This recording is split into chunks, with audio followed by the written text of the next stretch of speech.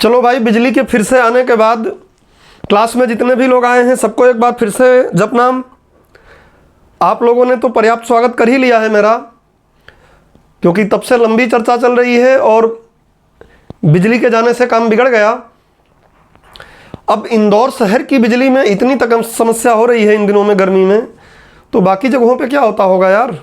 खैर ये पहली बार हो रहा है, इतना तो नहीं होता था पहले। हर एक दो दिन में क्लास डिस्टर्ब हो जा रहा है। खैर कोई बात नहीं, बातें अब से पहले काफ़ी कर चुके हैं हम, और फिर डबल से बात में उलझें उससे बेहतर है कि अपने क्लास में आगे बढ़ें। तो चलो, हम लोगों ने अभी लेक्चर की कोडिंग कर लिया था और लाइट चली गई थी, इसलिए एक बार कोडिंग को फिर से मैं दोहरा दे रहा हूँ। अगर कोई इसमें नया अभी मतलब लेट होकर जुड़ गया हो तो उसको ही बात क्लियर हो जाए, अदरवाइज तो रिकॉर्डिंग में रहेगा ही एप्लीकेशन पर। यार ये 420 और 786 इस टाइप के नाम किसका आ रहे हैं इसमें? नहीं तो अगर इस टाइप का नाम आएगा तो मैं आप लोगों का फिर वो सब्सक्रिप्शन ही हटा दूंगा। नाम सही लिखो। ये 420 786 ये क्या नाम है यार? फिल्म देख क्या हो क्या मिथुन का कोई नालायक कहीं के? ऐसे नाम स्पष्ट लिखो। कल तक तो नहीं था, आज आप लोगों ने एडिट किया, फिर मैं हटा दूंगा सबका सब्सक्रिप्शन ही, और बाद में फिर रिक्वेस्ट करते रहोगे, जोड़ूंगा नहीं। चलो आगे देखो। अभी हम लोग ये जो लेक्चर चल रहा है इकोसिस्टम पारिस्थितिकी तंत्र का चल रहा है, और पारिस्थितिकी तंत्र का लेक्चर अब तक लेक्चर 00 से लेकर लेक्चर 07 तक हो गया है। आज का लेक्चर नंबर 8 होगा। और किस लिए ये काम आएगा?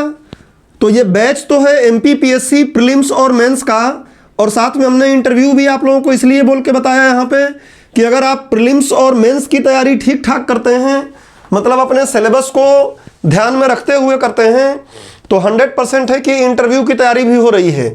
बस बोलने का कॉन्फिडेंस होना चाहिए, और वो कॉन्फिडेंस आपको आ जाएगा, इसकी गारंटी है। साथ साथ चलते रहें, क्वेश्चन पूछते रहें। तो यूपीएससी के लिए भी मोस्ट इंपॉर्टेंट है ये, क्योंकि मैं कंसेप्ट जो पढ़ाता हूं उसको उस लेवल तक ले जाता हूं कि आपको यूपीएससी की बातें भी क्लियर कट समझ में आ जाए। करंट अपडेट की बात, यूपीएससी में अंतर यह है कि यूपीएससी फैक्ट चीजें एकदम डायरेक्ट सीधे नहीं पूछ लेती है जैसे एमपीपीएससी पूछता है। यूपीएससी हर चीजों में करंट को जोड़कर पूछती है, उसके क्वेश्चंस को समझने में तकलीफ होती है। तो खैर वो करंट जो यूपीएससी की तैयारी करेगा वो उस तरीके से जोड़ेगा, या यूपीएससी के बैच में आप सब्सक्रिप्शन लो, वहां पर समझो। यूपीएससी के लिए भी काम आएगा, ऐसा नहीं कि काम नहीं आएगा। अन्य सभी जितने भी स्टेट पीएससी हैं उन सब में भी काम आएगा। वनडे एग्जाम में भी अगर आप चाहते हैं कि हम समझ कर पढ़ें, और समझ कर पढ़े हुए हैं, तो वनडे एग्जाम में भी आपको यह काम आएगा, क्योंकि ये तो ज्वलंत मुद्दा है आज के समय में। कोरोना क्या विपत्ति लेकर आया है, आने वाले समय में आप देखिएगा जो जलवायु परिवर्तन हो रहा है ये कोरोना का बाप बनकर निकलेगा। खैर, तो पारिस्थितिकी तंत्र आज क्या पढ़ेंगे हम लोग? एजेंडा आज का क्या है? चाहे आज पढ़ेंगे बोलो, चाहे एजेंडा।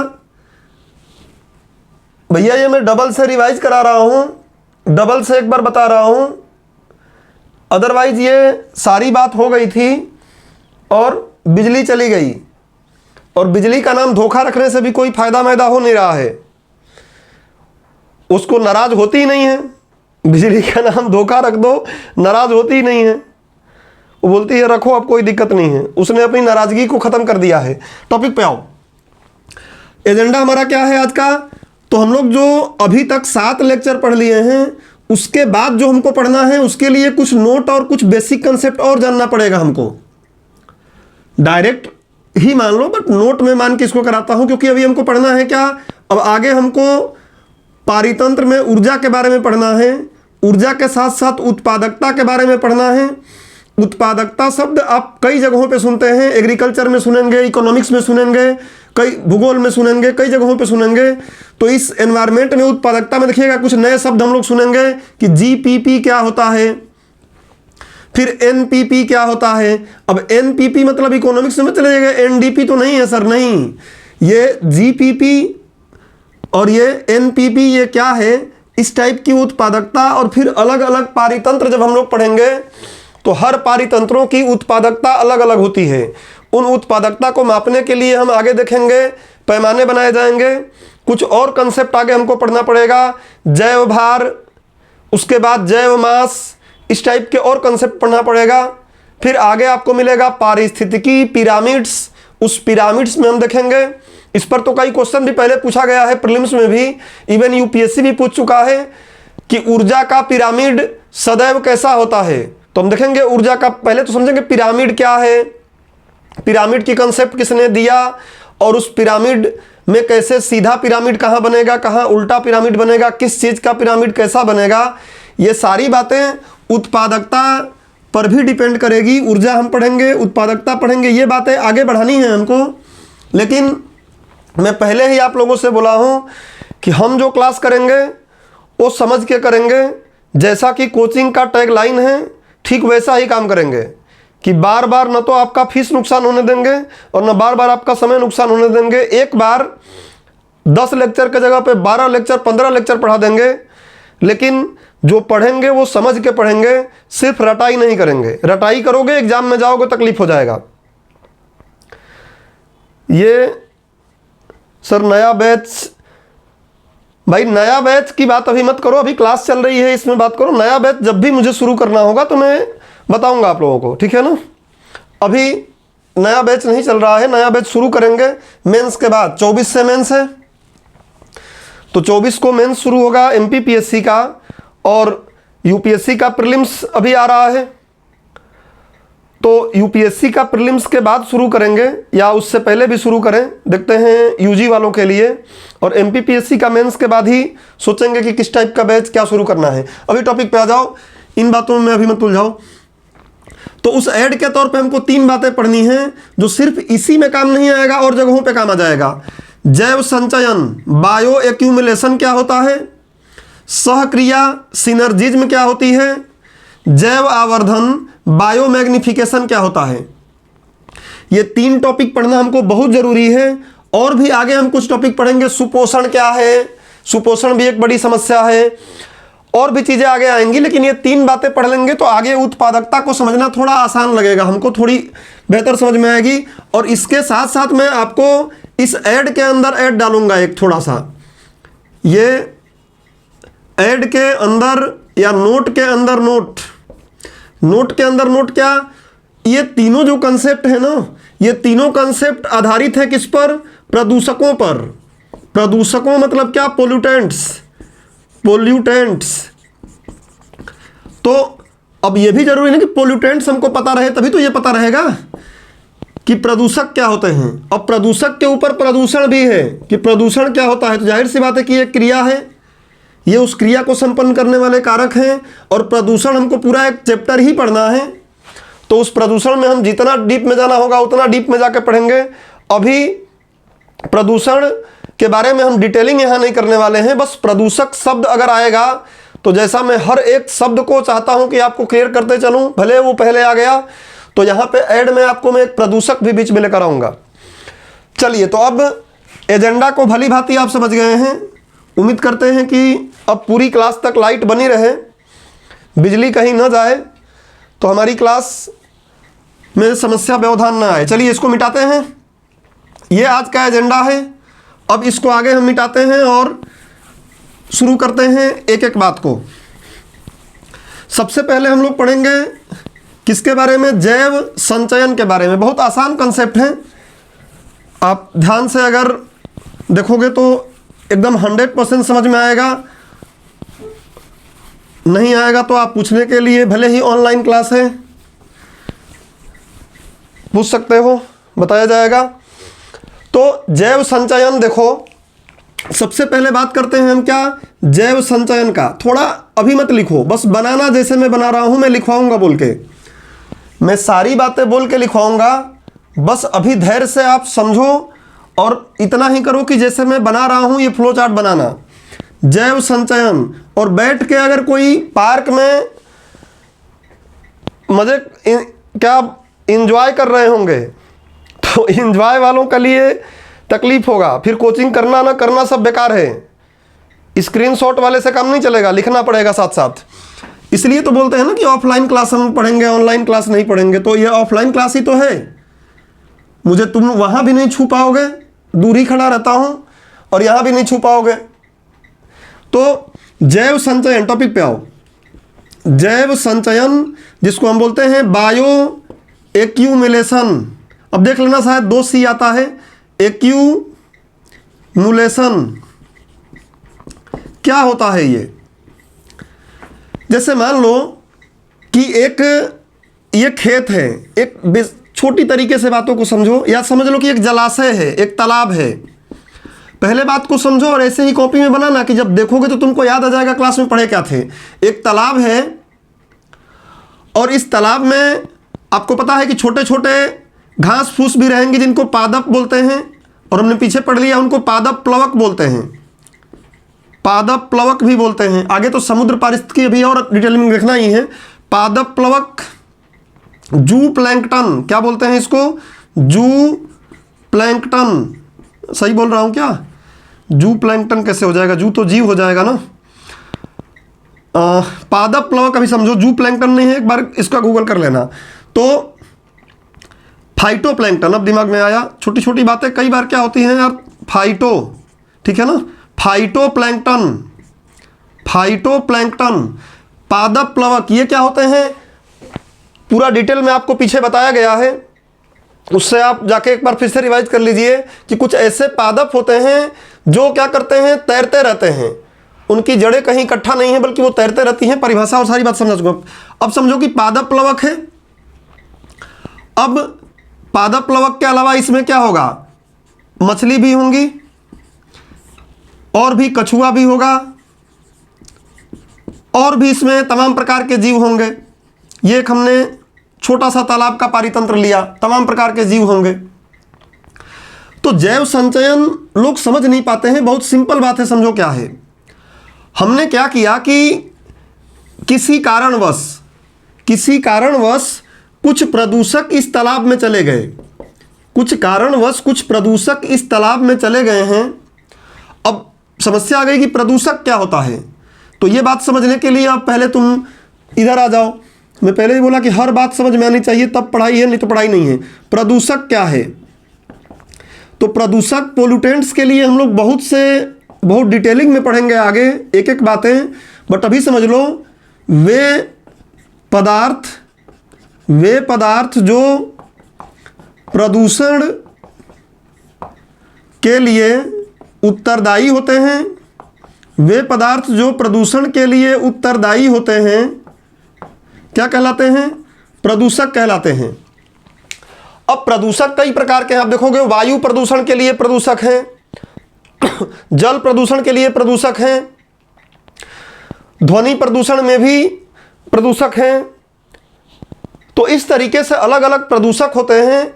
और जैसे मान लो मिट्टी में भी तो प्रदूषण है ना, हो जाता है। मिट्टी की एक वांछित संरचना है, काली मिट्टी की एक विशेष संरचना है, और उसकी जो संरचना है उसमें अगर कोई बदलाव हो गया, उस संरचना में अगर कोई बदलाव हो गया और वो बदलाव क्या कर रहा है, वहां के जीवों के लिए, वहां की वनस्पतियों के लिए हानिकारक सिद्ध हो रहा है, तो उस बदलाव को, जिसके कारण वो बदलाव हुआ है, जिन चीजों की वृद्धि या वृद्धि हुई है, कमी नहीं, जिनकी वृद्धि हुई है, वो क्या कहलाएंगे? प्रदूषक। ठीक है, आगे हम लोग प्रदूषण वाले टॉपिक में बहुत डिटेल में पढ़ेंगे। और ये जो मैं बात बोला एकदम सिंपल बात बोल रहा हूं, समझ जाओगे। पानी ले लो, एक गिलास पानी ले लो, पानी में H2O है, लेकिन केवल H2O वाला पानी तो हम पीते नहीं है, निकलता है नीचे से पानी, तो उसमें कई प्रकार के मिनरल्स भी रहते हैं। लेकिन वो मिनरल्स हमको जब तक नुकसान नहीं पहुंचा रहे हैं तब तक वो प्रदूषक नहीं है। हमारे पानी में पारा की मात्रा ज्यादा हो जाए, Hg, मर्क्यूरी की मात्रा ज्यादा हो जाए, तो फिर जाके हमारे किडनी को और लीवर को परेशान करने लगेगी, तो हमारे लिए क्या हो गया? वो प्रदूषक हो गया। तो पानी का जो संघटन है, केमिस्ट्री का लेक्चर यूट्यूब पे भी डाला है, देख लेना। आप लोगों में तो अभी शुरू नहीं हुआ है। तो पानी के जो संघटक हैं, जल के जो संघटक हैं, उन संघटकों में कुछ अवांछित परिवर्तन आ जाए और वो परिवर्तन क्या करे? जीवों के लिए या पादपों के लिए नुकसानदेह या विपरीत नकारात्मक रूप से उनको प्रभावित कर रहा है, तो उन बदलाव के कारणों को या उसमें वृद्धि हुए मात्रा को हम क्या बोल देते हैं? प्रदूषक। खैर, अभी इतनी बात समझो, और जब चैप्टर पढ़ोगे तो डिटेल में पढ़ेंगे, अभी समझो। वे पदार्थ जो प्रदूषण के लिए उत्तरदायी होते हैं प्रदूषक कहलाते हैं। अब देखोगे अगर प्रदूषक भी ना, तो कई प्रकार के प्रदूषक होते हैं। मैं आप लोगों को आधार हमेशा बोलता हूं कि आधार जैसे ही बदलते हैं तो किसी चीज का वर्गीकरण बदल जाता है। अगर मैं बोलूंगा इस क्लास में कितने प्रकार के बच्चे पढ़ रहे हैं, तो आप बोलोगे सर आधार क्या है, मैं बोलूंगा लिंग के आधार पर बताओ, तो कुछ लड़के हैं कुछ लड़कियां हैं। अगर आधार बदल देंगे कि साइंस वाले और बिना साइंस वालों का बताओ, तो फिर दो अलग प्रकार बन जाएगा। तो वैसे ही आधार बड़ा महत्वपूर्ण है कि किस प्रकार के, और भी हो सकता है कि कुछ लोकल यहीं के हैं, कुछ कहीं और के हैं, कुछ अन्य स्टेट के हो सकते हैं, कुछ यहीं के हैं। इस तरीके से तमाम प्रकार का आधार जैसे ही बदलेंगे वैसे वैसे वर्गीकरण बदल जाएगा। अब एक मिनट फिर से समझा देता हूं। जैसे मान लो आप लोगों से कोई पूछ ले हिंदी में कि वाक्य के कितने प्रकार, तो आप बोलोगे सर 3 प्रकार का।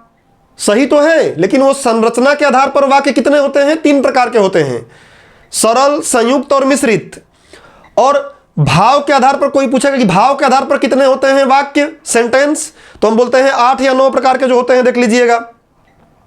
विस्मयादि बोधक, प्रश्नवाचक, नकारात्मक, प्रश्नवाचक, नकारात्मक, आज्ञासूचक, कितने हो जाते हैं? आधार बदला ना, भाव के आधार पर कुछ अलग हो गए और संरचना के आधार पर 3 ही हो गए। ऐसे ही कई चीजों का, त्रिभुज कितने प्रकार के, तो आप देखते हो कोणों के आधार पर अलग हो जाएंगे, भुजाओं के आधार पर अलग हो जाएंगे। ये सब आप छोटी क्लासों में पढ़े होंगे और कई बार समझाया हूं। सबको क्लियर है ना इतनी बात? तो कोई बात नहीं, फिर से एक बार क्लास में बोल देते हैं, जिससे कि आप लोगों को मल्टीपल टाइम लगे कि हमने सुना है बात, आपको कोई बात ऐसा ना लगे कि हम सुने नहीं। तो प्रदूषक क्या होते हैं अभी हमने समझ लिया, यही प्रदूषण को फैलाते हैं। और प्रदूषक कई प्रकार के होते हैं, जल को भी प्रदूषित कर रहे हैं, वायु को भी कर रहे हैं, तमाम प्रकार के प्रदूषण हैं जो हम देखेंगे बहुत डिटेलिंग में। आज एक बहुत ज्वलंत मुद्दा है। अभी देखो इंदौर नगर निगम कितना मेहनत कर रहा है, उसके बाद भी प्रदूषण की हालत बिगड़ती ही जा रही है धीरे धीरे अन्य जगहों पर। इंदौर तो काफ़ी अभी बहुत बेहतर स्थिति में है, अन्य जगहों पर बहुत है। अब देखिए प्रदूषण के प्रकार अगर कोई बोलेगा ना, तो बस एक ट्रेलर ले लो, यहाँ पे बात हो गई है तो ट्रेलर ले लो, हमको समझना तो यही है। लेकिन ट्रेलर ले लो, ट्रेलर में क्या प्रकार अगर देखोगे ना, तो आधार देखो, आधार को अगर दिमाग में रखोगे, बेस किस बेसिस पर, ऑन दी बेसिस, किस बेसिस पर यह बात हो रही है। तो प्रदूषण अगर हम देखेंगे, सबसे पहले अगर हम बात करें कि पारितंत्र में ऐसे बोलो प्राकृतिक विघटन के आधार पर, आप ऐसे बोलो प्राकृतिक, छोटी क्लासों में भी है ये, 9th-10th में जाकर देखो, प्राकृतिक विघटन के आधार पर, विघटन के आधार पर। विघटन मतलब क्या? आसानी से टूट जाते हैं, खत्म हो जाते हैं अपने आप या नहीं होते हैं? तो 2 प्रकार का होता है। एक होता है जैव निम्नीकृत, जैव निम्नीकृत, जिसको हम बोलते हैं क्या, बायोडिग्रेडेबल, बायोडिग्रेडेबल। देख लेना स्पेलिंग, जल्दबाजी में थोड़ी इधर उधर हो सकती है। जैव निम्नीकृत प्रदूषक, प्रदूषक आगे नहीं लिख रहा हूं, इतना तो आप कर ही लोगे। और दूसरा बोलते हैं क्या, जैव अनिम्नीकृत, या केवल अनिम्नीकृत भी बोल सकते हो, अनिम्नीकृत, जिसको हम बोलते हैं नॉन बायोडिग्रेडेबल पोल्यूटेंट्स। मैं शॉर्ट में लिखा हूं, आप पूरा लिख लेना, नॉन बायोडिग्रेडेबल पोल्यूटेंट्स। ये क्या? तो इसके बारे में भी डिटेलिंग नहीं करेंगे, लिखेंगे नहीं, सिर्फ आपको एक आइडिया लग जाए कि यहां आपको समझ में आने लगे बात। जैव निम्नीकृत मतलब क्या है कि ऐसा प्रदूषक जो रासायनिक प्रक्रियाओं, जैविक प्रक्रियाओं द्वारा अपने आप विघटित होकर एकदम जो प्रकृति के तत्व हैं वैसा बन जाए। आयरन, इस चक्रीकरण भी पढ़ेंगे आगे, हम लोग देखेंगे चक्रीकरण कैसे है। जैसे मान लो रोटी बच गया आपका, रोटी आपने फेंक दिया, थोड़े दिनों बाद आप सूक्ष्म जीव देखेंगे इसको धीरे धीरे गला सड़ा के क्या कर देंगे, मिट्टी में मिला देंगे, फिर बाद में दिखेगा ही नहीं। ऐसे ही आप मल जल ले लो, मल जल ले लो, सीवेज के जो है चीजें उसको भी धीरे धीरे, जो जैविक चीजें हैं वो सारी क्या हो जाएंगी, डिग्रेड हो जाएंगी। छोटे छोटे जीव आएंगे और उसको डिग्रेड कर देंगे, आगे हम देखेंगे इन सब बातों को भी। तो रोटी हो गया, जल मल हो गया, और भी ऐसी चीजें जो हैं उनको इत्यादि यहाँ लिख लो, अभी आगे पढ़ेंगे तो हम देखेंगे इत्यादि ऐसी चीजें क्या हैं। कोई जीव है, मर गया, मान लो कोई जीवित जीव का कोई मृत जीव का शरीर है, तो मृत जीव का शरीर में जो भी कंपोनेंट हैं, अभी यहाँ हम देखेंगे कि ये तकलीफ दे देगा, बट नॉर्मल एक मृत जीव का जो शरीर है वो क्या है, बायोडिग्रेडेबल है, धीरे धीरे अगर उसको जलाते नहीं हैं, केवल ऐसे भी रख दिया जाए तो धीरे धीरे सूक्ष्म जीवों की क्रियाओं के द्वारा, एंजाइम, हार्मोन इत्यादि की क्रियाओं द्वारा वो क्या हो जाएगा, पूरी तरीके से डिग्रेड हो जाएगा। जब चैप्टर पढ़ाऊंगा तो आपको एकदम मूल स्तर से उठा के अपर स्तर तक लेकर आऊंगा। अभी तो सिर्फ आपको एक ट्रेलर दे रहा हूं कि ये बात समझ में आ जाए। अब देखो दूसरा और कोई आधार दोगे तो क्या हो जाएगा, तो बोल सकते हैं क्या, प्रकृति में उपस्थिति के आधार पर, प्रकृति में, यहां तक दिख रहा है, हाँ, प्रकृति में उपस्थिति के आधार पर, प्रकृति में उपस्थिति के आधार पर। अब प्रकृति में उपस्थिति के आधार पर मतलब क्या, कि क्या यह प्रकृति में पहले से ही पाया जा रहा था या नहीं पाया जा रहा था, हमारे क्रियाकलापों का कारण है। जैसे हम तो जब से पृथ्वी बनी है तब से है नहीं ना, लेकिन ऑक्सीजन तो हमसे पहले से ही होगा। ऐसा नहीं कि ऑक्सीजन पहले से ही, आपको भूगोल में पढ़ते भी हो कि ऑक्सीजन का निर्माण कैसे हुआ, क्या, वो सारी बातें आप भूगोल में देखते हो। तो प्रकृति में अस्तित्व के आधार पर या प्रकृति में उपस्थिति के आधार पर अगर हम बात करेंगे तो एक होता है क्या, परिमाणात्मक, बना लो इसको, इसके बारे में लिखवाऊंगा नहीं, बाकी वो जो तीन बातें, जैव संचयन, सहक्रिया और जैव आवर्धन, तीनों को लिखवाऊंगा क्लास में। परिमाणात्मक, इसका इंग्लिश केवल बोल दूंगा मैं, क्वांटिटेटिव होता है, लिखूंगा नहीं। तो परिमाणात्मक, मैं गलत लिख दिया यहां, परिमाणात्मक क्या, पोल्यूटेंट्स, प्रदूषक, परिमाणात्मक प्रदूषक, इंग्लिश से बोलते हैं क्वांटिटेटिव पोल्यूटेंट्स। और दूसरा जो होता है, मैं उसको यहीं लिखता हूं यहां क्योंकि उधर शायद स्पष्ट ना दिखाई दे। और दूसरा होता है क्या, गुणात्मक, दूसरा होता है गुणात्मक पोल्यूटेंट्स, प्रदूषक। मेरे हिसाब से तो यहां तक एकदम क्लियर है, सही है, ठीक है। तो गुणात्मक प्रदूषक, इसका मतलब क्या, तो आप लोग एक एक लाइन यहीं आगे लिख लो, डायग्राम बना रहे हो तो। परिणात्मक प्रदूषक क्या है, जो हमारे होने से पहले ही प्रकृति में जिनका अस्तित्व है। कार्बन डाइऑक्साइड आज क्या जलवायु परिवर्तन का एक बहुत बड़ा कारण है, लेकिन क्या कार्बन डाइऑक्साइड पहले नहीं था? जब वायुमंडल की संगठन पढ़ते हो, पीछे मैंने भी पढ़ाया है, तो वहां तो कार्बन डाइऑक्साइड था ही 0.003%। और वही जब अब बढ़ रहा है तो क्या बन रहा है, प्रदूषक हो जा रहा है वो। तो ऐसे प्रदूषक जो प्रकृति में पहले से उपस्थित हैं, यहां अब यार मुझे लिखना ही पड़ेगा तो मैं घुमा के यहां लिख रहा हूं, आप देख लो, इसके बारे में यहां लिख रहा हूं। ऐसे प्रदूषक जो प्रकृति में पहले से ही उपस्थित थे, पहले से ही उपस्थित थे, बट तब क्या उनकी मात्रा एकदम संतुलित थी। अब इनकी मात्रा जब बढ़ रही है ना, ध्यान रख लेना, अब जब इनकी मात्रा बढ़ रही है तब जाके ये क्या कर रहे हैं, हानिकारक प्रभाव दिखा रहे हैं, अदरवाइज हानिकारक प्रभाव नहीं दिखाते। और इस बात को आप भली भांति समझ गए हैं जब मैंने ग्रीन हाउस गैसों के बारे में थोड़ा बहुत एक दिन आपको क्लास में बात किया था, देख लीजिएगा जाके लेक्चर। उस ग्रीन हाउस गैसों में बताया था कि सारी गैसेस तो ग्रीन हाउस नहीं है, और कार्बन डाइऑक्साइड ग्रीन हाउस गैसों का अगर न हो तब भी हम यहां नहीं जी पाएंगे ना। ग्रीन हाउस गैसें ही तो हमारे वायुमंडल के तापमान को एक ऐसा तापमान दे पाती हैं जिस पे जीवन संभव है, अदरवाइज तो ठंडा हो जाए पूरा पृथ्वी, यहां जीवन संभव ही न रहे। खैर, बार बार रिपीट नहीं करेंगे बातों को, समय ज्यादा हो जाता है। और आज इसलिए मैंने सिर्फ 3 टॉपिक लिया कि उसके बाद समय बचेगा तो आगे पढ़ाऊंगा। मुझे पता था कि बेसिक से उठाना है, हर एक स्टूडेंट के लिए मुझे लेकर चलना है बात, और इसलिए समय लगेगा। तो क्या समझे हैं? कोई पूछेगा परिमाणात्मक प्रदूषक क्या है, तो आप बताएंगे कि ऐसे प्रदूषक जो पहले से ही वातावरण में, प्रकृति में अस्तित्व में पाए जा रहे थे, उनको हम बोलते हैं परिमाणात्मक, क्वांटिटेटिव पोल्यूटेंट्स। और गुणात्मक क्या है, तो गुणात्मक के लिए यहां लिख देता हूं, ध्यान रखिएगा। गुणात्मक के लिए ये मैंने आपको बता दिया है। अच्छा, जैव अनमनीकृत के बारे में कुछ लोग सोच रहे होंगे क्या है, तो भैया बहुत कुछ है ना, बहुत से कीटनाशक हम डाल देते हैं। वो कीटनाशक देखो, डीडीटी का नाम सुने होंगे, मरकरी ज़्यादा डाल दो, पारा जिसको बोलते हैं, आयुर्वेद में पारद बोला जाता है, और भी फ्लोरीन है, ये सब ऐसे तत्व जो होते हैं। और देख लो सबसे आसान प्लास्टिक, जो इसको खूब यूज किया जा रहा है, प्लास्टिक। आजकल समुद्रों में प्लास्टिक इतना भर गया है, आप न्यूज़ देखते होंगे। तो प्लास्टिक ये सब क्या है, छोड़ दो, जल्दी निम्नीकृत होते ही नहीं है। जल्दी क्या, देखो इनका परिभाषा भी यही होता है जैव और निम्नीकृत का।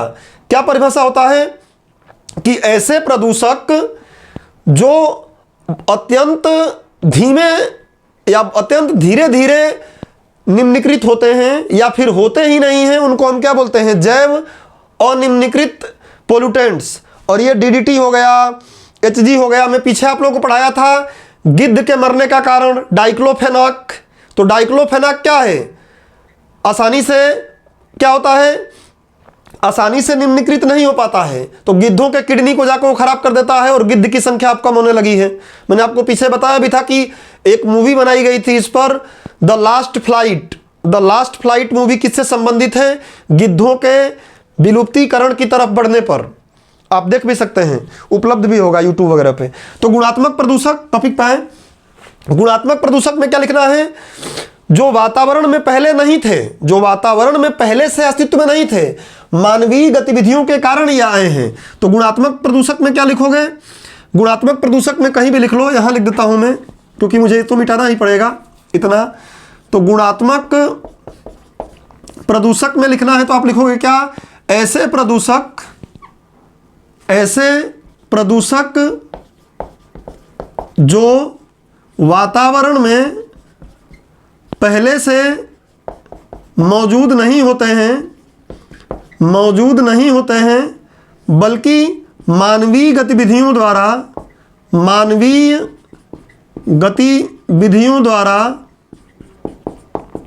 उत्पन्न होते हैं। क्या, तो यही देखो प्लास्टिक, क्या वातावरण में भगवान ने, हमारी प्रकृति ने प्लास्टिक बना के हमको दिया था कि ये लो प्लास्टिक का कप, इसमें पानी पीना, ये प्लास्टिक का बोतल ले लो, इसमें पीना, प्लास्टिक का जो भी चीज़ें हम यूज कर रहे हैं, तो प्रकृति ने थोड़ी नहीं दिया है, पहले थोड़ी नहीं था, ये हमारी क्रिया विधियों से ऐसा आया है। जैसे मान लो सल्फर डाइऑक्साइड, सल्फर डाइऑक्साइड प्रकृति की घटनाएं, जब भूकंप ज्वालामुखी उठती हैं तो हो सकता है निकलती हैं, लेकिन आज तो हम मोटरसाइकिल लेके और कार लेके घूम रहे हैं तो रोज ही निकल रहा है।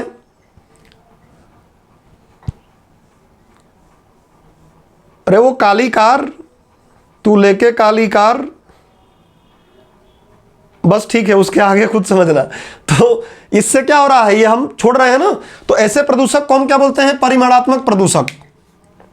और तीसरी बात क्या है, एक और तरीके से देखोगे तो वो भी समझना जरूरी है। प्रदूषक का एक और प्रकार हो जाएगा और उसको हम क्या बोलते हैं, तो एक प्राथमिक और द्वितीयक, उनकी क्या होता है, और क्रियाशीलता के आधार पर। एक और लिख लो प्रदूषक के प्रकार में,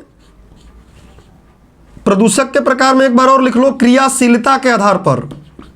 क्रियाशीलता के आधार पर, क्रियाशीलता के आधार पर दो होते हैं।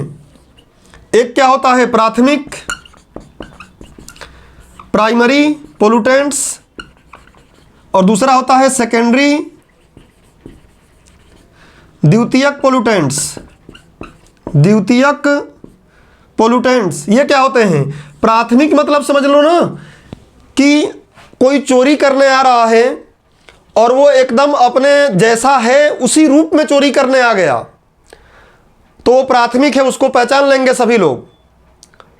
और द्वितीयक मतलब क्या, वो जो है उस रूप में नहीं आएगा, ऊपर मुखौटा पहन के आएगा, तो उसको हम क्या बोलेंगे, द्वितीयक।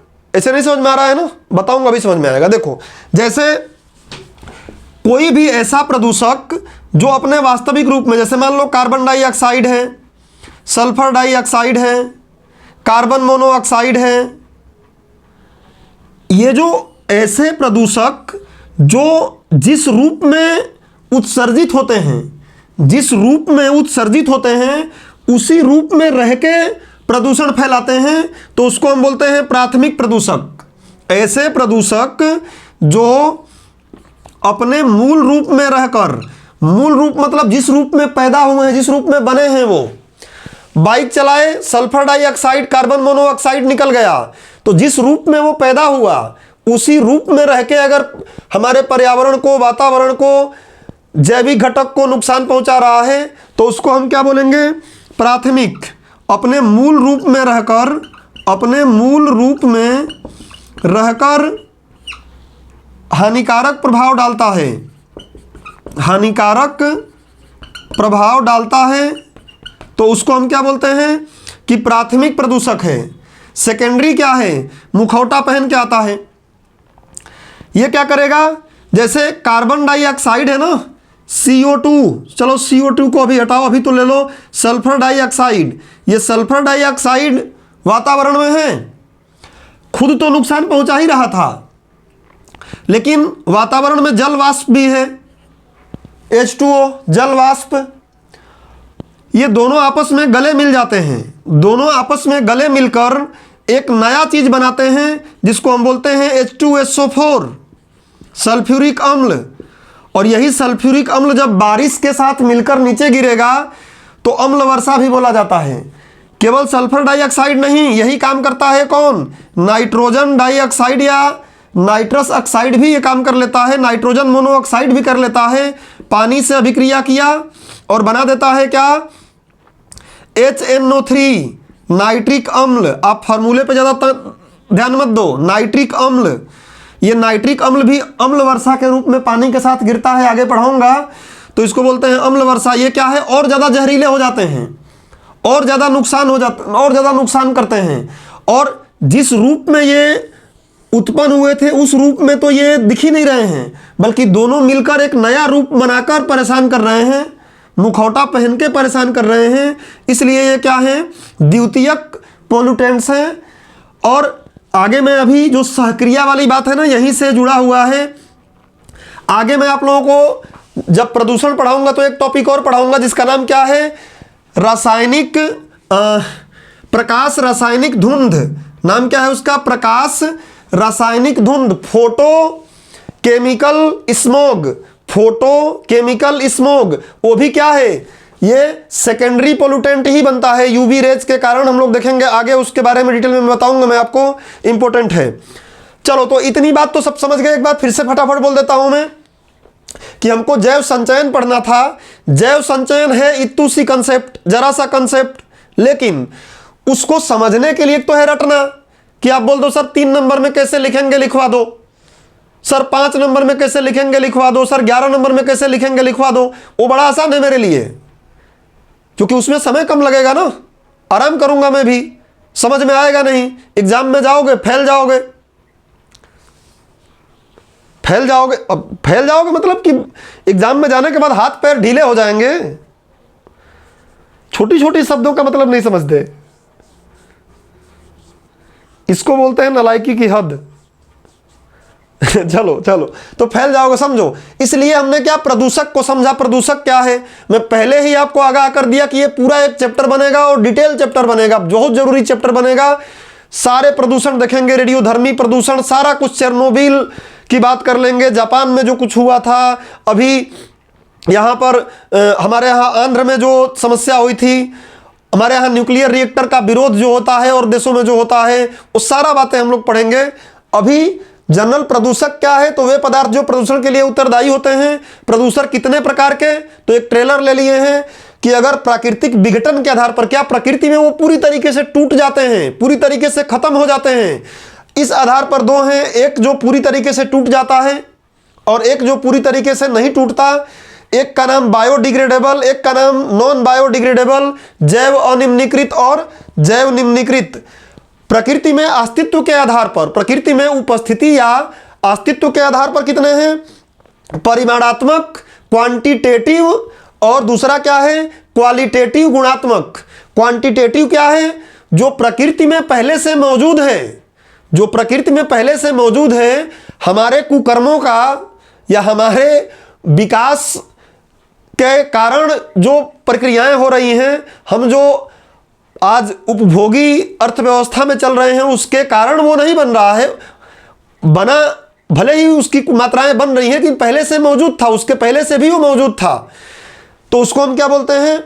ऐसे प्रदूषक जो प्रकृति के पहले से ही, प्रकृति में पहले से ही उपस्थित थे, उनको क्या बोलते हैं? परिमाणात्मक प्रदूषक। और अब हमारी गतिविधियों के कारण इनकी मात्रा बढ़ रही है तो हानिकारक हो गए हैं, पहले वो हानिकारक नहीं थे। सीधा इसका एग्जाम्पल कार्बन डाइऑक्साइड है। कार्बन डाइऑक्साइड जब 0.003% हुआ करता था एटमॉस्फेयर में, वातावरण में, तो केवल हमारे पृथ्वी को इतना गर्म रखता था कि हमारा जिंदगी चल सके, यहाँ जीवन चल सके। लेकिन अब हमारी गतिविधियों से उसकी मात्रा जब बढ़ रही है तो वही हमारे लिए एक बहुत बड़ा चिंता का विषय और काफी हानिकारक सिद्ध हो रहा है। गुणात्मक प्रदूषक बता दिया। गुणात्मक प्रदूषक क्या है? ऐसा प्रदूषक जो प्रकृति में पहले से मौजूद नहीं था, प्रकृति जब से बनी है तब से मौजूद नहीं था, उसका कोई अस्तित्व नहीं था, बल्कि हमने क्या कर लिया है, अपने गतिविधियों के कारण उसको प्रकृति में फैलाया है। तो इसको हम बोलते हैं गुणात्मक, क्वालिटेटिव। कीटनाशक हो गए, प्लास्टिक हो गया और भी बहुत कुछ चीजें। कुछ लोगों के मन में एक डाउट आ रहा होगा कि सर कार्बन डाइऑक्साइड दोनों में आ जाएगा क्या? डेफिनेटली आ जाएगा। कार्बन डाइऑक्साइड परिमाणात्मक भी था क्योंकि पहले से अस्तित्व था उसका, और अभी हम कोयला जलाकर बाकी और तमाम प्रकार के काम करके और उसको बढ़ा दिए हैं, तो दोनों में आ जाएगा। तो इसलिए मैं बोल रहा हूं ना कि अभी मैं यहां पे आपको एक संक्षिप्त परिचय दे रहा हूं, और इस एक मिनट भाई, इस परिचय को मैं डिटेल करूंगा जब पढ़ाऊंगा प्रदूषण, तब विभिन्न प्रकार के प्रदूषण पढ़ाऊंगा तब। और एक हमने और अंतर क्या पैदा किया? क्रियाशीलता के आधार पर। तो क्रियाशीलता के आधार पर क्या है? एक तो प्राथमिक, प्राइमरी, जो जिस रूप में पैदा होते हैं अपने मूल रूप में रह के ही नुकसान पहुंचाएंगे, और सेकेंडरी क्या करता है, जो अपने मूल रूप में रह के तो नुकसान भले ही पहुंचाए, लेकिन जैसे ही उसको उचित पार्टनर मिल जाता है, जैसे ही उसको कोई उचित पार्टनर मिल जाता है, वो पहले से ही गाता रहता है लोगों को उलझाने के लिए कि तेरा गम मेरा गम एक जैसा सनम, हम दोनों की एक कहानी। दोनों लोग ही प्रदूषण फैला रहे हैं। और दूसरा बोल देता है कि आजा लग जा गले दिन जानी, बस मिल गए गले, और गले मिलने के बाद वो और भयानक बन जाते हैं और नुकसानदेह हो जाते हैं। तो इतनी बात समझ में आ गई सबको? चलिए, तो अब हम लोग संचयन को पढ़ने के लिए एकदम तैयार हो गए हैं और बहुत आसानी से समझ में आएगा। मैं इसको मिटा रहा हूं, इतनी बातें हो गई हैं, इसको मिटा रहा हूं, और अब मूल रूप से संचयन को छोड़ूंगा क्योंकि संचयन ही मुझे पढ़ाना है, तो अब संचयन आसानी से समझ में आएगा। देखो, इसीलिए बोलता हूं ना कि जब कभी कोई चीज़ हमको पढ़ना है तो कई बार एकदम ऊंची कूद लंबी कूद वाला एग्जाम्पल समझ में आता है। सर पारिस्थितिकी पिरामिड, अरे यार अब तुम लोग क्या मैं बोलूं, हम लोग की तरफ घोंचू बोलते हैं। अरे घोंचू अभी तो समझाया थोड़ी देर पहले कि पारिस्थितिकी पिरामिड भी आगे पढ़ेंगे। तुम क्या चाहते हो कि पहले तुमको फॉर्मल जूता पहना के फिर तुम्हारा नैरो जींस तुमको पहनाऊं?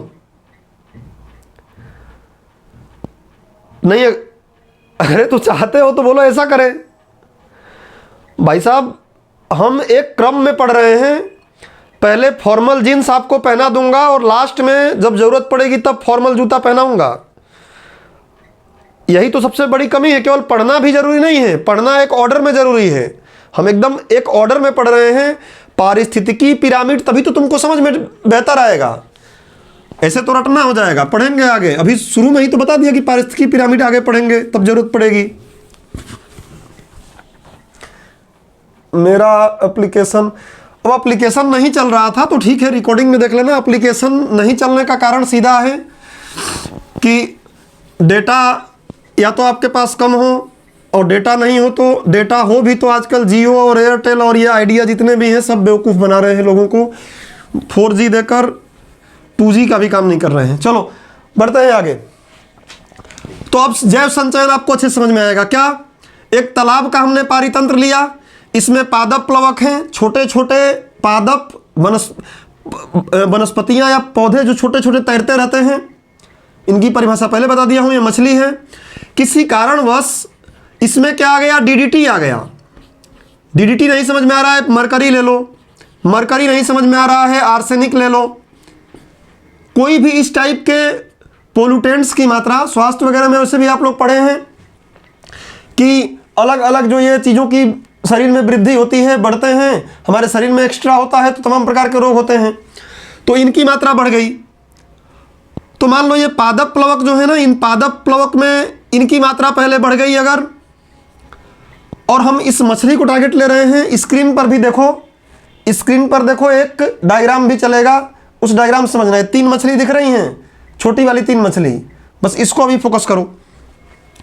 तो अब ये मछली क्या करती है, एक मछली जो है इसका जीवन काल है, मछली का एक जीवन काल है। अब एक मैं ऐसे बनाऊंगा मछली, मुझे मछली उतना अच्छा बनाना नहीं आता है, छोटी सी मछली है, एक बना रहा हूं, उधर 3 दिखा रहा है। तो एक मछली है, इसने अपने छोटे से उम्र में जाकर थोड़ा सा कुछ पादप प्लवक खाया, इसमें डीडीटी है, तो डीडीटी इसके शरीर में आके क्या हो गया, इकट्ठा हो गया। जब भी कोई खाना हम खाते हैं ना, ये भी अब ध्यान रखो, जब भी कोई चीज़ हम खाते हैं तो कुछ चीज़ें होती हैं जो जल में घुलनशील होती हैं, जो जल में घुलनशील हैं वो तो आसानी से हमारी उत्सर्जी क्रियाओं द्वारा बाहर हो जाती हैं, लेकिन जो वसा में घुलनशील है जो फैट में घुलनशील है वो जो फैट में घुलनशील है वो हमारे शरीर में जाके हमारा जो फैट है ना, वसा है, उसमें कहीं इकट्ठा हो जाते हैं और आसानी से वो निम्नीकृत नहीं होते हैं, आसानी से बहिष्कृत नहीं होते हैं। तो ये सब उसी टाइप के अभी आगे बताऊंगा। तो इसके शरीर में क्या हुआ, जाके इकट्ठा हो गई। अभी छोटी थी तो कम खाती थी, अब थोड़ा दिन और बढ़ गया, थोड़ा समय जब और बढ़ गया तो और थोड़ा ज़्यादा खाने लगी है, उम्र भी बढ़ रहा है, ज़्यादा खाने लगी, बड़ी हो गई, तो इसकी मात्रा भी तो धीरे धीरे बढ़ेगी ना। ये जो पदार्थ हैं, अभी एक जितना खाना खाएगी उतना इकट्ठा इसके शरीर में धीरे धीरे होगा, उत्सर्जित भी होगा लेकिन कुछ इकट्ठा होता रहेगा। फिर थोड़ा और उम्र बढ़ेगा, बड़ी हो गई तो और ये ज़्यादा इकट्ठा हो जाएगा क्योंकि ज़्यादा खाना भी खाएगी। जब छोटा बच्चा रहता है तो आधी रोटी में उसका काम चल जाएगा, बड़ा होगा तो 2 रोटी में, उससे बड़ा होगा 4 रोटी में, और जब आप लोगों जैसा हो जाएगा तो 20-25 रोटी में। तो 20-25 रोटी खाएगा तो हर रोटी में वो जहर है ना, हर रोटी में तो वो जहर है, तो जितनी ज़्यादा मात्रा में लेगा उतना ज़्यादा वो जहर का होगा, शरीर में इकट्ठा होगा। और प्लस जब बच्चा था तो अभी कुछ समय तक खाया था, उम्र बढ़ रहा है तो जो खाया पिया है वो जमते जमते जमते जमते ज़्यादा इकट्ठा हो रहा है ना। अब मान लो ये एकदम इसका अंतिम चरण यहाँ पे है तो यहाँ और इतना इकट्ठा हो गया, इतना मात्रा इकट्ठा हो गया किसका, ये डीडीटी का या एचजी का या आर्सेनिक का, जहरीले पदार्थ है, ये प्रदूषक है, जहरीले पदार्थ। तो इनकी मात्रा क्या हो रहा है, एक ही जीव में या एक ही जीव की कोशिकाओं में क्या हो रहा है, उम्र के साथ साथ बढ़ता जा रहा है, बढ़ता जा रहा है। इसी को हम क्या बोलते हैं, जैव संचयन। किसी एक जीव के शरीर में प्रदूषक पदार्थों का जमा होना ही क्या है, समय के साथ साथ जमा होना ही क्या है, जैव संचयन है। अब तुम लोगों को मैं पोषण स्तर पढ़ा चुका हूं, थोड़ा सा और दूसरे एंगल से देख लो, फिर परिभाषा लिखाऊं। पोषण स्तर, जैसे आप देख रहे हैं स्क्रीन पर कि 3 मछलियां हैं, शुरू में जरा जरा सा हिस्सा ब्लू दिखा रहा है, ब्लू हिस्सा कौन सा है, यही प्रदूषक। थोड़ी बड़ी हुई है जब वही तो ज़्यादा दिखाया है, और बड़ी हुई तो और ज़्यादा दिखाया है। तो पोषण स्तर उस डायग्राम में ऊपर वाला देखना है, बायो एक्यूमुलेशन। डायग्राम में ऊपर वाला, नीचे वाला नहीं, नीचे वाला तो बायो मैग्निफिकेशन का है, वो समझाऊंगा मैं। ये केवल एक जीव की बात चल रही है। कई बार क्या होता है कि पोषण स्तर, तो एक पोषण स्तर समझ लो, एक पोषण स्तर, पोषण स्तर की परिभाषा फिर नहीं बताने वाला, समय लगेगा। तो एक ही पोषण स्तर पर, अब एक ही पोषण स्तर कहलाएगा ना, एक ही पोषण स्तर पर चल रहा है, मछली तो सारी एक ही पोषण स्तर पर है। तो एक पोषण स्तर पर जो प्रदूषक पदार्थ हैं, उन प्रदूषक पदार्थों की मात्रा समय के साथ साथ क्या होती रहती है, बढ़ती जाती है, और इसी प्रक्रिया को हम क्या बोलते हैं, जैव संचयन। आप लोग देखे होंगे कई बार गांव में जो लोग नॉनवेज खाने वाले हैं, तो एजेड लोग, खासकर जो लोग उम्र दराज लोग हैं, वो समझाते हैं लोगों को कि एक काम करो, जाओ चिकन, एक बड़ा चिकन मत खरीदना, क्योंकि वो बूढ़ा हो गया है, लंबे समय से खा रहा है चीज़ों को, उसके शरीर में प्रदूषक पदार्थों का जमाव बहुत ज़्यादा हो गया होगा, उससे बीमारी का चांसेस ज़्यादा है।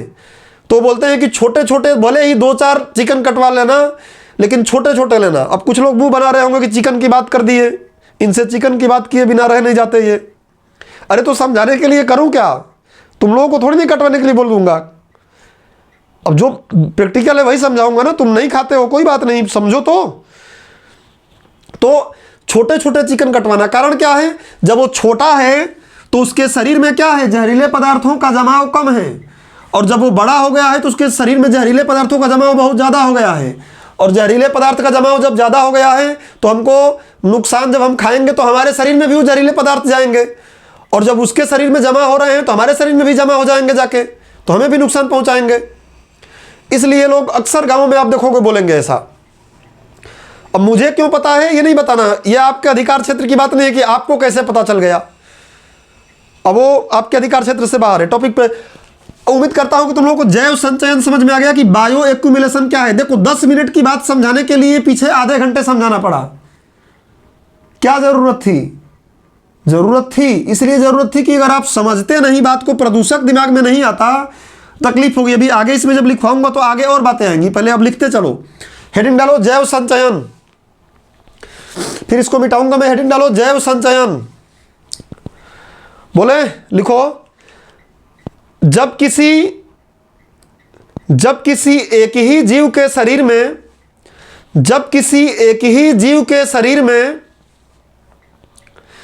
विभिन्न प्रदूषक पदार्थों की मात्रा, जब किसी एक ही जीव के शरीर में विभिन्न प्रदूषक पदार्थों की मात्रा उम्र के साथ साथ संचित होती रहती है, तो इसी प्रक्रिया को जैव संचयन कहते हैं। किताब से रट्टा नहीं मारना है, समझना है और लिखना है। तो इसी प्रक्रिया को जैव संचयन कहते हैं। अब एक काम करो, इतनी बात लिख लिया, अथवा करो 2-3 तरीके और 1-2 बार तरीके से लिख लो, जो अच्छा लगे वो लिख लेना। वैसे तो समझ गए हो तो अपने मन से ही बना सकते हो। लिखो, जब किसी एक ही पोषण स्तर, जब किसी एक ही पोषण स्तर पीछे समझा चुका हूं, फिर डबल से नहीं करूंगा, लेक्चर और लंबा हो जाएगा। वैसे भी कोई भी लेक्चर 1.5-2 घंटे से नीचे का होता नहीं है। तो लिखो, जब किसी एक ही पोषण स्तर में प्रदूषक पदार्थ, कोष्टक में लिख भी लो कौन से प्रदूषक पदार्थ, थोड़ा दिमाग में रहेगा। प्रदूषक पदार्थ कोष्टक में लिखो, जैसे डीडीटी क्या है, केमिस्ट्री भी पढ़े हैं आप लोग, नहीं पढ़े हैं आप लोग, क्लास में अभी केमिस्ट्री नहीं हुई है, पढ़ेंगे आगे। एक प्रदूषक पदार्थ है, विस्फोटक का भी काम करता है, देखेंगे। डीडीटी कॉमा, आजकल कृषि क्षेत्र में इसका प्रयोग किया जा रहा है काफी। डीडीटी कॉमा एचजी पारा, आयुर्वेद में इसको पारद बोलते हैं, पारा, आर्सेनिक, सीसा, लीड, कांच नहीं जिसमें मुख देखते हो, सीसा, प्लम्बर, सीसा, और वो गिद्ध वाला भी चाहो तो लिख लो, जिससे गिद्ध का काम तमाम हो रहा है, डाइक्लोफेनाक, ये तो आप भी दर्द निवारक दवाई है, खाते हैं। अब हमें क्यों छूट है, इन सब बता दिया हूं कि हम क्यों खा रहे हैं, क्योंकि हमारा शरीर तो जीव खा नहीं रहे हैं। एक धर्म है पारसी धर्म, उसमें ऐसा होता है तो अलग बात है। अदरवाइज जंतुओं के शरीर को तो अक्सर जीव खा लेते हैं, और खासकर गिद्ध वगैरह तो उनकी किडनी खराब हो रही थी, इसलिए इसको जंतुओं के लिए, मतलब मवेशियों के लिए बैन कर दिया गया है। इसके जगह पे मवेशियों के लिए कौन सी दवाई दी जा रही है वो भी बताया था मैं आपको पीछे। तो डाइक्लोफेनाक इत्यादि करके कोष्टक बंद कर लो, जैसे डीडीटी, पीबी, सीसा, एचजी, डाइक्लोफेनाक, जितने भी हैं वो लिख लो। इत्यादि की मात्रा जीवों में वृद्धि के साथ साथ बढ़ती है। जीवों में वृद्धि मतलब क्या, जीव जब बढ़ता है धीरे धीरे उम्र के साथ, जीवों में वृद्धि के साथ साथ बढ़ती जाती है, जीवों में वृद्धि के साथ साथ बढ़ती जाती है। तो प्रदूषक पदार्थों का इस इस प्रकार से प्रदूषक पदार्थों का इस प्रकार से जीवों के शरीर में संचयित होना ही, तो प्रदूषक पदार्थों का इस प्रकार से जीवों के शरीर में संचयित होना ही जैव संचयन अथवा जैव एकत्रीकरण कहलाता है। दोनों बातें लिख सकते हो।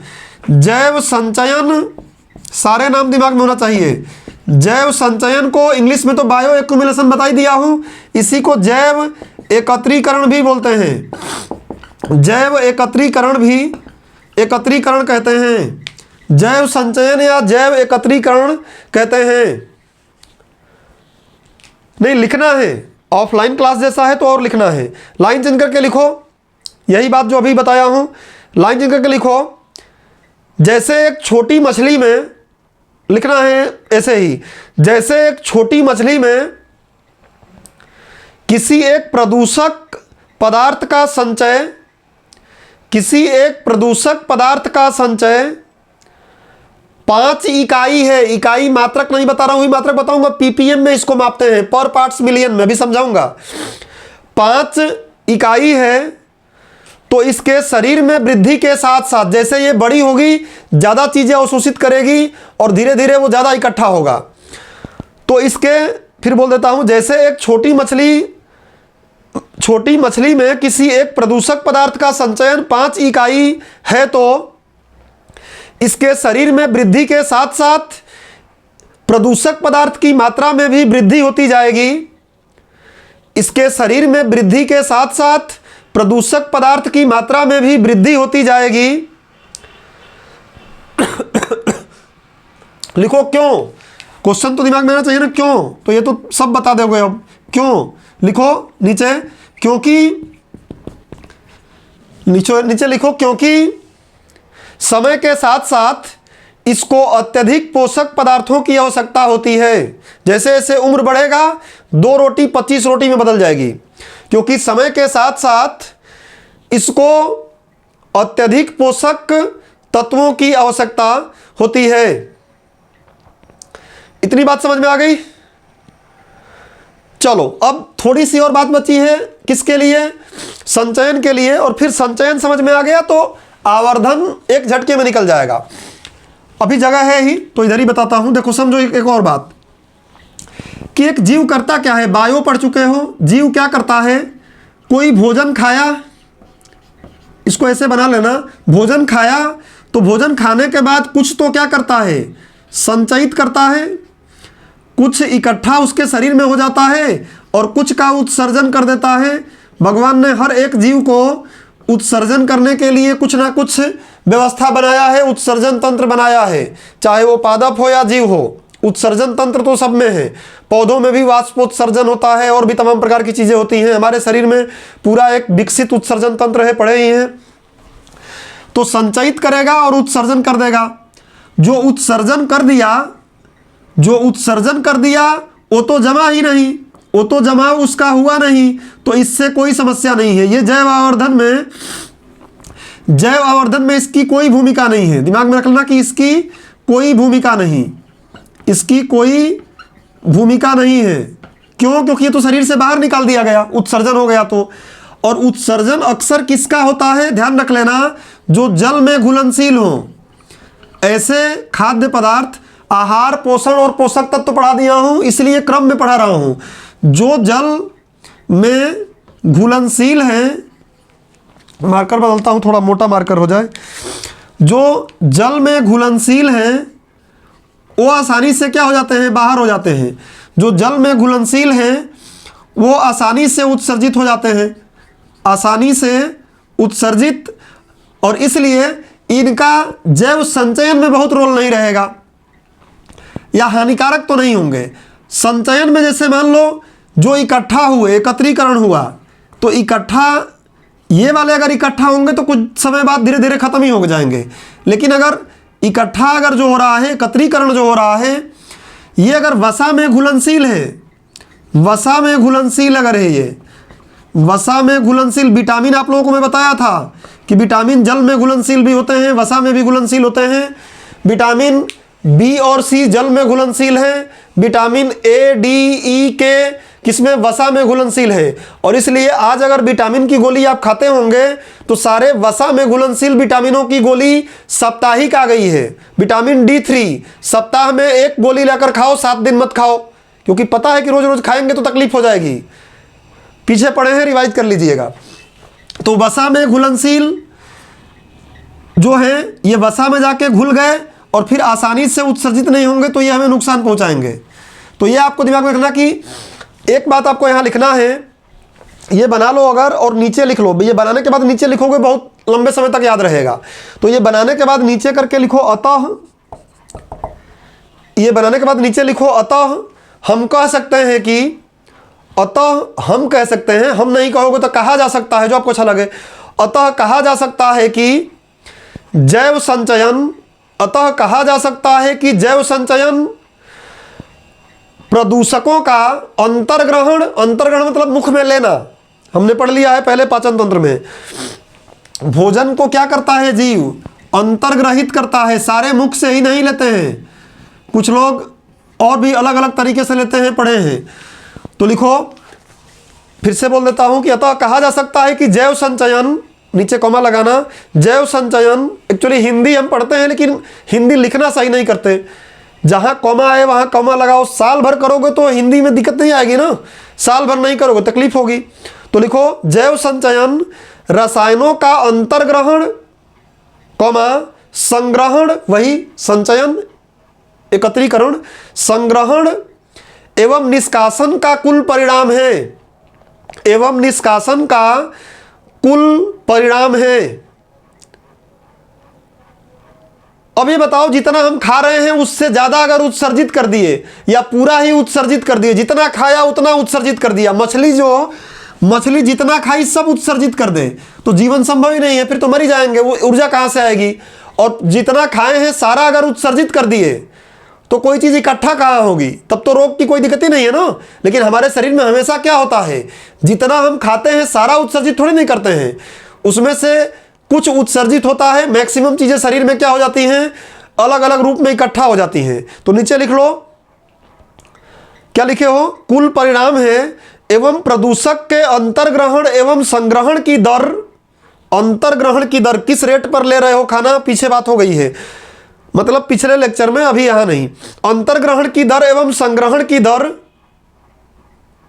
अंतर्ग्रहण एवं संग्रहण की दर निष्कासन की दर से अधिक होती है। ये तो फिक्स ही अभी बताया कि निष्कासन जितना हो रहा है उससे ज्यादा ले रहे हैं, खा रहे हैं, और जो संचित कर रहे हैं वो भी क्या है, उससे ज्यादा है। नहीं तो उत्सर्जित ज्यादा होने लगी तो फिर देख शरीर में आगे हम पढ़ेंगे देखेंगे जय भार जय मास, ये बनेगा कैसे, समझ गए। फिर से एक बार बोल देता हूं कि अतः क्या लिखे हैं, एवं प्रदूषक के अंतर्ग्रहण एवं संग्रहण की दर निष्कासन के दर से अधिक होती है। भाई समझ लो, यहां पे अंतर्ग्रहण की दर, कितना अंतर्ग्रहण ले रहे हो, कितना संग्रहित कर रहे हो शरीर में, कितना उत्सर्जित कर रहे हो, तो उत्सर्जन की दर कम रहेगा और इनकी दर हमेशा क्या होती है, ज्यादा होती है। और यही बोल रहा है वो कि जैव संचयन है क्या, समझ लो जो लिखे हैं उसका मतलब। जैव संचयन क्या है, तो किसी जीव के द्वारा पोषक तत्वों का अंतर्ग्रहण, शरीर में संचयन और उत्सर्जन, इन तीनों का कुल परिणाम। लिया 20, मान लो 20 इकाई खाया प्लस 10 इकाई संचय, इसमें से 15 इकाई संचयित कर लिया और इसमें से -5 इकाई क्या कर लिया, उत्सर्जित कर दिया। देखो 20 लिए थे और यहां से 15 हमने क्या कर लिया, 15 संचयित कर दिया और 5 निकाल दिया, जोड़ेंगे फिर 20 हो जाएगा। तो यही बोल रहा है कि इन सबका परिणाम ही, इन तीनों का रिजल्ट जो बचता है वही क्या है, एक तरीके का जैव संचयन है, बायो एक्यूमुलेशन है। चलो इतनी बातें क्लियर हो गई होंगी सबको, क्योंकि मैंने हर एक छोटी बात पे चर्चा किया।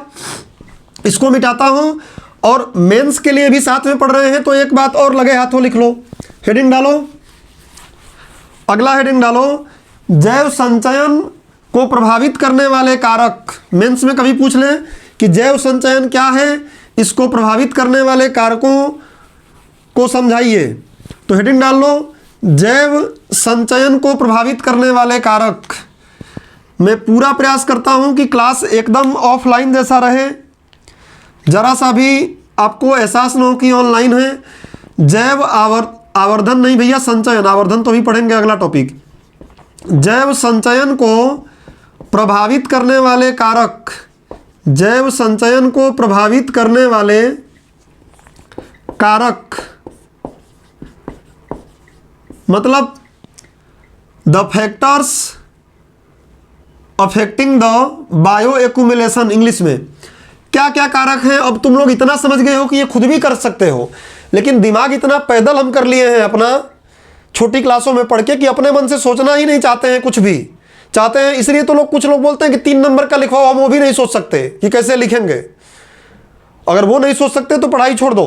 पढ़ाई मतलब कि दूसरा कोई काम करो और एग्जाम की तैयारी नहीं। 3 नंबर में लिखना कैसे है वो तो आंसर राइटिंग में सिखाया ही जाता है कि आपको डायमेंशन कैसे कवर करना है। पूरा सिलेबस ही 3-5 में कैसे पढ़ लें यार। चलो नहीं, आप लोग कहाँ बोलते हैं, लेकिन मैं बोल रहा हूँ बहुत से लोग ऐसे, हम लोग पढ़ा रहे हैं ना, बहुत से लोग ऐसे इक्का दुक्का लोग मिल जाते हैं। बहुत से तो बोलना सही नहीं है, इक्का दुक्का महारथी ऐसे कहीं मिल जाते हैं, तो बड़ा अजीब लगता है कि यार ये कहीं मंगल से तो नहीं टपके हैं। पहला क्या है, पदार्थों का ग्रहण करना। पदार्थों का ग्रहण करना। अब मान लो कोई जीव पदार्थ को ग्रहण ही नहीं कर रहा है, बोल रहा है कि हम तो व्रत रहेंगे। लड़कियां व्रत रहती हैं, जिंदगी भर व्रत हैं, जब कुछ खा ही नहीं रही हैं। या कोई जीव बोल रहा है कि हम खाएंगे ही नहीं, मैं खाएगा नहीं। वैसे भी आजकल मीम चल रहा है तो ये भी बन जाएगा, मैं खाएगा नहीं। जब खाएगा नहीं तो फिर शरीर में इकट्ठा क्या होगा। तो पहली बात की पदार्थों का ग्रहण करना, वो पदार्थ ग्रहण कर रहा है। दूसरा क्या है, पदार्थों की भंडारण क्षमता, पाचन शक्ति कितनी बढ़िया है पदार्थों की भंडारण क्षमता। शरीर में कितना जो खा रहे हैं उसका कितना हिस्सा भंडारण कर पा रहे हैं, भंडारण क्षमता। कई लोग खूब खाते हैं, रोज काजू किशमिश खा रहे हैं, लेकिन उसके बाद भी बिजली के तार बने पड़े हैं। कुछ लोग 2 रोटी खाते हैं, उसके बाद भी वो कुछ और बने पड़े हैं। खैर वो मैंने आपको भाइयों में समझाया है, जनरल बता रहा हूं। तो पदार्थों को की भंडारण की क्षमता कितना संग्रहित करता है। अगला क्या, पदार्थ का निष्कासन। यही सब तो लिखना है, पदार्थ का निष्कासन। डायरिया तो नहीं चल रहा है कि जो खा रहे हो वो सब निकल जा रहा है। इसलिए दूसरे सब्जेक्ट भी पढ़ना, दूसरे चीजें जब पढ़ते हैं तो 360 डिग्री घूमने की जरूरत होती है हमको। पदार्थ का निष्कासन, कितना निष्कासन कर रहे हो। और कुछ है आप खुद ही समझ सकते हो कि अगला लिख लो, अंतर्ग्रहित पदार्थ में प्रदूषकों की मात्रा। अंतर्ग्रहित जो खाए हो ना, अंतर्ग्रहित पदार्थ में प्रदूषकों की मात्रा, प्रदूषकों की मात्रा। जो आपने खाना खाया है, जो अंतर्ग्रहित किया है, उसमें जहर कितना है, उसमें डीडीटी कितना है, उसमें पारा कितना है, उसमें आर्सेनिक कितना है, उसमें जो जहरीले हमारे शरीर को नुकसान पहुंचाने वाले जहरीले प्रदूषक तत्व हैं उनकी मात्रा कितनी है। खूब ज़्यादा वाला खाए हो तो ज़्यादा इकट्ठा होगा, कम वाला खाए हो कम इकट्ठा होगा। अरे हम नहीं खाए, मछली की भी बात कर लो, हम तो सर्वाहारी है, काफ़ी ऊपर पोषण स्तर पाते हैं। मछली देखो, वो मछली जो है किसी ऐसे तालाब में है जहाँ पे बहुत ज़्यादा पारा है तो ज़्यादा इकट्ठा होगा। किसी ऐसे किसी ऐसे तालाब में है जहाँ पे कम पारा की मात्रा है तो कम इकट्ठा होगा। अब एक बात और इसमें लिख लो, क्या एक बात और यहाँ लिख लो, प्रदूषक की मात्रा और इसको सांद्रता भी केमिस्ट्री बोल सकते हो, बस मात्रा दिमाग में रखो। और अगला क्या है, किसी जीव का यहां से लिखता हूं, किसी जीव का आयु, उसका उम्र क्या है, उसका लिंग क्या है।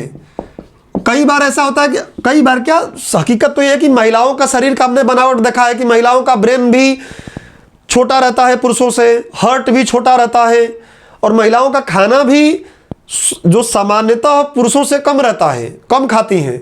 अब अपवाद हर जगह है, कई जगह ऐसा है कि पुरुष 2 रोटी खा रहा है, महिला मार गई 15-20, तो ये तो अपवाद हर जगह मिलता है। लेकिन अक्सर ऐसा होता है कि आयु लिंग पर भी डिपेंड करेगा कि उसका आयु लिंग व प्रकार, उसका प्रकार क्या है। और प्रकार मतलब क्या कि जीव कैसा है, शाकाहारी है क्या केवल, तो केवल शाकाहारी चीज़ों से ही जहर उठाएगा, खाएगा केवल घास से ही। मांसाहारी है तो चारों तरफ से जो जितना चीज़ें खाता है। जैव विविधता में पढ़ाया था क्या कि पृथ्वी पर ज़्यादा जिंदा रहने का चांसेस उसका है जो ज़्यादा खाना उसका काफ़ी व्यापक हो, कई चीज़ें खाता हो। लेकिन उसका देखो नुकसान भी है, हमारे कारण ही नुकसान है, प्रकृति कारण नहीं है। हमने आज जहरीला बना दिया है ना, अपने हर एक पारितंत्र को जहरीला बनाते जा रहे हैं। उन्हीं पारितंत्रों से हमें भोजन मिल रहा है, उन्हीं पारितंत्रों से हमें सब कुछ मिल रहा है, तो नुकसान तो होना ही है। ये प्रदूषक पदार्थ में मछली का समझाया हूँ। ये मैं सांस ले रहा हूँ ना, इस सांस में भी अगर कोई प्रदूषक carbon dioxide, carbon monoxide, ozone जैसी गैसें अगर ले रहा हूँ तो भी तो अंतर्ग्रहित कर रहा हूँ। वो भी अगर उपापेजित नहीं हो पाई, कहीं शरीर में इकट्ठा हो गई तो वो भी है, तो वो प्रदूषण में पड़ेंगे। किसी जीव के आयु समझ गए, उम्र छोटा है तो कम, लिंग फीमेल है तो थोड़ा कम रहेगा शायद, क्योंकि कम भोजन उसका है। और प्रकार मतलब किस टाइप का है, शाकाहारी, सर्वाहारी, क्या है, ये सारा पीछे हमने पढ़ा है, देख लीजिएगा। तो इस तरीके से हमने एक सर्वांगता में, जो मैं बोलता हूं कि एकदम होलिस्टिकल तरीके से जैव संचयन को खत्म कर लिया है। अब हम लोग जैव आवर्धन पढ़ेंगे। उससे पहले एक बात और समझ लो कि जैव संचयन का मापन अक्सर हम करते हैं किसमें, लिख लो कहीं, स्टार बना के लिखो। जैव संचयन का मापन पीपीएम में किया जाता है। पीपीएम कई बार समझाया हूं। पीपीएम मतलब क्या, पर पार्ट्स मिलियन, पर पार्ट्स मिलियन। मिलियन बिलियन क्या होता है, कई लोगों को नहीं पता होगा। क्लास में एक दो लोग नए आए हैं, और अगर आप प्री प्लस मेंस दोनों के बैच में साथ में नहीं होंगे तो हिस्ट्री का लेक्चर आप नहीं एक्सेस कर पाएंगे। लेकिन मिलियन बिलियन ट्रिलियन वाला एक हिस्ट्री का लेक्चर में मैंने हिस्ट्री में पढ़ाया है भैया। हिस्ट्री का लेक्चर 00 जो माहौल होता है वो यूट्यूब पे डाला है, रिमाइंड आईएएस पर ही जाके उसको ढूंढ लेना। उसमें लिखा होगा ईसा पूर्व, बीसीई, सीई, उसको देखना। उसमें आपको लास्ट में ये भी मिल जाएगा, मिलियन बिलियन ट्रिलियन और लाख करोड़ में कैसे एक दूसरों को परिवर्तन करें। बाकी साइंस में पढ़ेंगे, जब पढ़ाऊंगा तो फिर बताऊंगा। अंतर्ग्रहित पदार्थ में कहाँ कर रहे थे, पर पार्ट्स मिलियन। मिलियन मतलब होता है 10 लाख। अभी बस समझ लो कि 10 लाख, तो हर एक 10 लाख में जो पोषक तत्व का निवाला जो चीज़ें खा रहे हैं उसके अणु स्तर पर बात कर रहा हूं मैं, कि अगर 10 लाख चीज़ें ले रहे हैं तो उसमें कितना प्रदूषक पदार्थ है। अगर 10 लाख, जैसे मान लो नमक लेके आते हो ना, तो नमक में आयोडीन कई बार लिखता है कि 5 ppm, मतलब 10 लाख जब नमक के दाने खा लेते हो तो 5 दाने उसमें किसके रहते हैं, आयोडीन के रहते हैं। कभी जाके अभी नमक देखना, अभी मत देखो, अभी तो पढ़ रहे हो। पढ़ने के बाद अपना नमक जो खाते हो ना उसको उठा के देखना, पीछे लिखा होगा आयोडीन इतना पर पार्ट्स मिलियन। तो इसको मापा जाता है पीपीएम में कि 10 लाख में प्रदूषकों की संख्या कितनी है, और ये कंटिन्यूअस बढ़ती जा रही है। तो इतनी बात सबको समझ में आ गई अभी।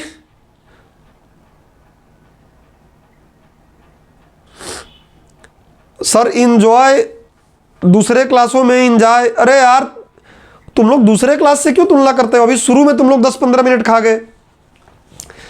उस बैच के अब बच्चों में ऐसा बन गया है कि टॉप बोलते हैं टॉप को, शॉर्ट को शार्ट बोलते हैं, इंजॉय को इंजॉय बोलते हैं।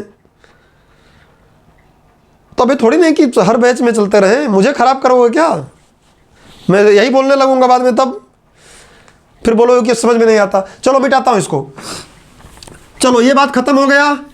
इसमें कोई भी समस्या किसी को रहे पूछ सकते हो, और मैंने अपने लेवल पर कोई समस्या छोड़ा नहीं है, समय लगाया है। यही चीज़ 5 मिनट में भी आप कई जगहों पे पढ़ाते हुए देख लोगे, 5 मिनट में पढ़ा के ख़त्म कर देंगे। मैंने इसको इस लेवल तक कवर किया है कि अगर आपको 200 शब्दों में भी लिखने को आ जाए, 3 नंबर 5 नंबर किसी भी में अगर जैव संचयन अकेला भी आ जाए तो बहुत आराम से आप कंफर्टेबल तरीके से बोल सकते हो। इंटरव्यू में पूछ लिया तभी बता सकते हो। अब हम लोग शुरू करेंगे, अब आगे शुरू करेंगे जैव आवर्धन। तो चलिए अगली हेडिंग डाल लीजिए, जैव आवर्धन। अगली हेडिंग डालेंगे जैव